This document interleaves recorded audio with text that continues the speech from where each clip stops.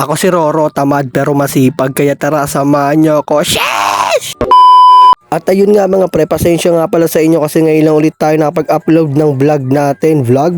Sheesh! Sa nakikita nyo pala dyan mga pre, papunta na pala kami dyan ng Arig. Kasi pre, magbubudol fight nga pala kami dyan ng mga katagboys. Tapos gagawa rin pala kami ng content namin. Yung sinasakyan pala namin dyan mga pre, hiniram lang pala namin para yung mga gamit namin isang dala lang. Kaya yung pagdating namin mga pre, yan kanya-kanya na kaming buhat. Kasi si Jampol mga pre, ibabalik niya na tong kulong-kulong na hiniram lang namin. Ito nga pala mga binili namin mga pre, bangus. Itong alak pre kay John Lloyd yan. Tapos ito, gulay naman tayo ngayon for today's video mga pre, para healthy naman yung budol fight namin kasi nakaraan tilapia, pusit, pati manok. Ala, bebo na lang tinusok to sa body.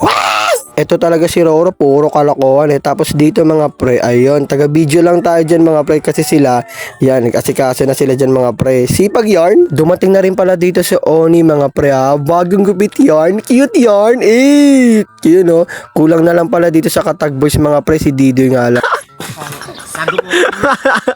Forman yarn. Good. Yung mga pun, kinaman, ang tantalo ko og nam. You know? Ay, imbita sa Gagasan, kumikindat to bito. Ha? Kumikindat pa. Inanalogian niya. Ito ulit ka na rin mong phone niya, ha? Ito pre. Yo, Forman. Yun, nakip yun. Omar, engineer ka, di ba? Hindi. Ano? Yo, guwapo, fefeg mo. Pagtapos naman ni Ihaw yung talong mga pre, ayan nagtorta pala kami dito. Uy, si Forman, oh, Forman. Jasper. Bebon cute. Bebon cute. Hindi, ito talagang pinakamasarap sa amin. Nagluto rin pala dito ng tuyo mga pre. Nung okay na lahat mga pre, nag-set up na rin pala muna kami dito para makakain na rin kami mga pre kasi alas 2 pasado na pala to. Kaya bago kumain, syempre mag-pray muna tayo mga pre. Thank you Lord sa pagkain. Idon ni ulo yun.